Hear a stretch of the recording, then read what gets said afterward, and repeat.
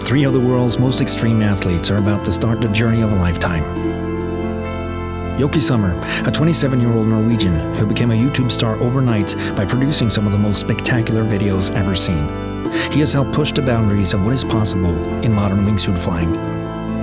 We are a group of people that live a very special and different life. With them is Espen Fadnes, a former pro-based world champion, known to be one of the fastest guys in wingsuit flying. At the age of 33, Espen decided to quit his job and pursue a lifelong dream as an extreme sport athlete. We are doing what is almost an inhuman sport. Together with our flying cameraman, Ludovic Woerth, a 34-year-old Frenchman who has made a career of filming his friends as they discover new ways to push the limits in base jumping. I choose it because I love it. Traveling around the world, motivated by one equal goal.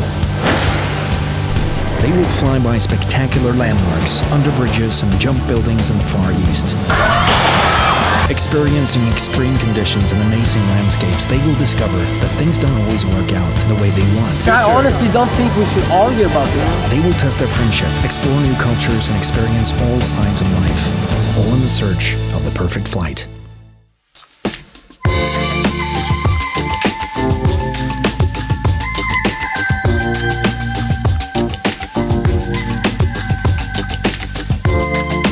The guys find themselves in China and are heading south to the Hunan province and the mighty Tianmen Mountains. The mountains in this area are known for steep peaks and spectacular rock formations, all covered in deep green vegetation, which makes it a perfect wingsuit location. Base jumping in this area is strictly forbidden, but with weeks of planning and help from local government contacts, they have finally gotten permission and are ready to discover what China has to offer. Anyone has feet?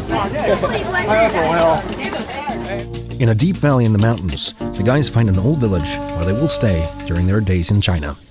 So this village here is by far the most beautiful village I've ever seen in my life. It is like I'm stepping into medieval time in China. It's like stepping into a movie.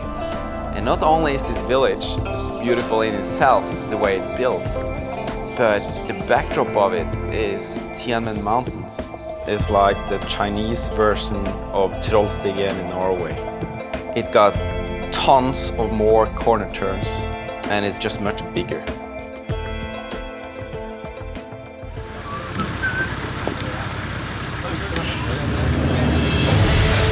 Hi, good morning.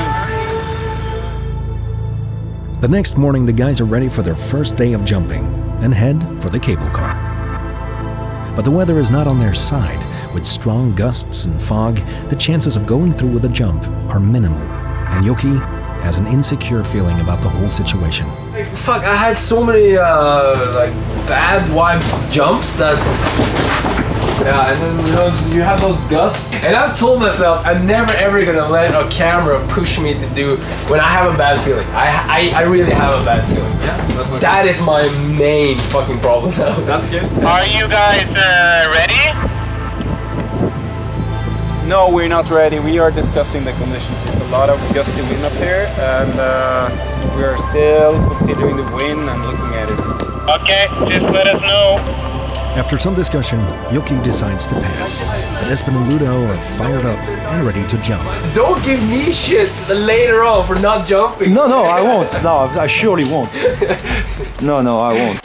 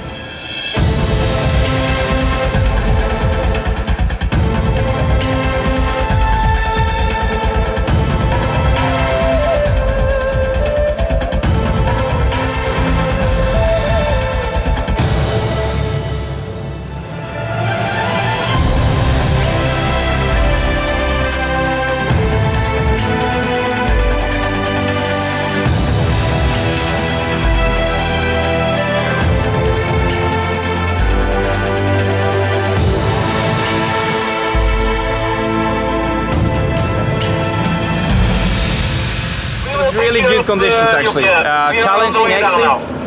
Challenging otherwise, exit, okay. But in the minute we started flying and had pressurized suits, it was all good. But I mean, at the same time, you know, you get that extra nerve when you have strong wind at the exit. I have to do that. Ludo, our camera flyer, he is like my big brother. He's really unique for us because he, of course, he can fly incredibly good and he always get the shot. So for us as a team, he is our most important tool and our most important flyer. The funny thing about our group is that Espen, he always loses his stuff in the morning. I'm the one that got born 5 minutes late. And Ludo, he's the one that is whipping us around. I'm that early bird because that is the only time in the day when I can be alone with myself.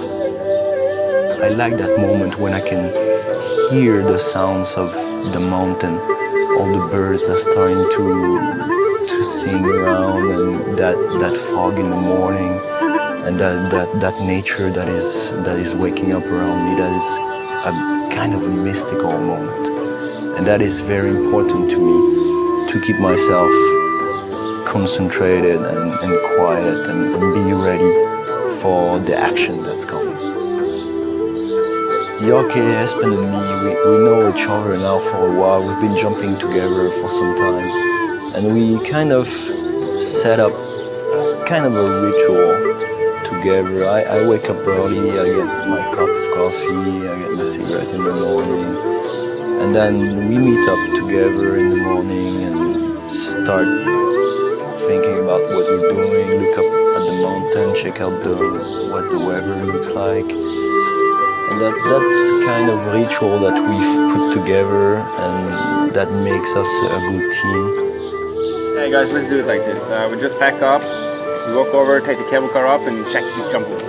Yeah, we can. It doesn't cost much to go and have a look. It might just be a little more better from up there. Yeah. You know, even though it's not visual from the bottom to the top, but it may be possible to have the flight done. Yeah. We don't need to see the whole way. I agree. That's actually a very good way of working together. That puts us, everybody, in a good mood for what we're going to do in the day.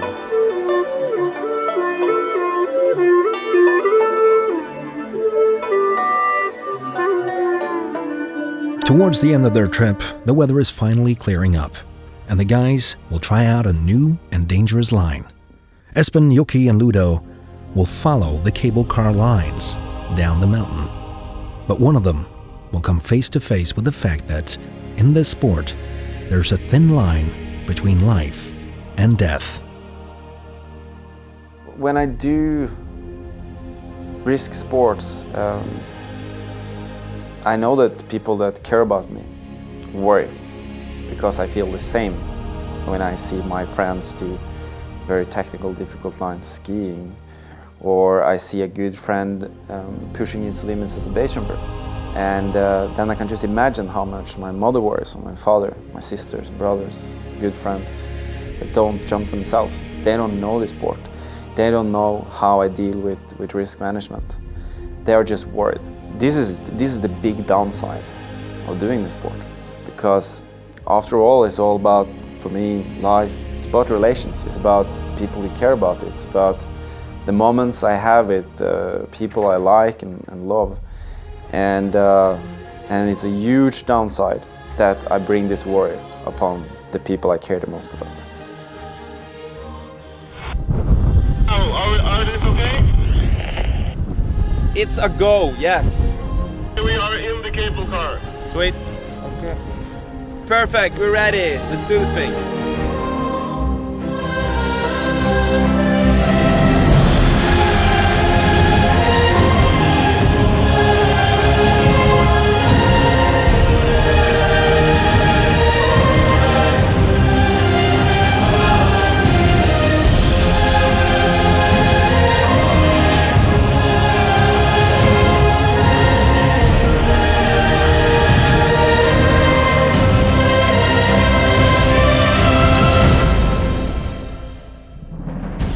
We jump out. It's Jukka in front, me second, and Ludo third. And everything goes quite smooth into the first turn. I have Jukka in front of me. And all of a sudden, my wingsuit turns 30 degrees right without any warning. I don't know why it's turning right, it just do it. And I'm kind of looking straight into a cable car. I see people, and it's really coming fast towards me. If I have hit that cable car, I don't think anyone will survive. I don't know what I did, I just acted intuitive and bent up my arms, my chest, everything I had, and tried to move left. And I mean, I was seriously close to that cable car. It's just this moment of out of control. I've been fortunate enough to jump 13 years without any experiences like it. I've never been more happy for being alive than I was when I landed on that jump. Oh, God damn it. You okay? Yeah, okay. In the next episode of The Perfect Flight, the guys travel to the breathtaking Reunion Island in the Indian Ocean. I'm in love with this island.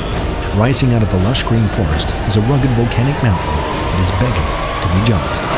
We're not jumping there.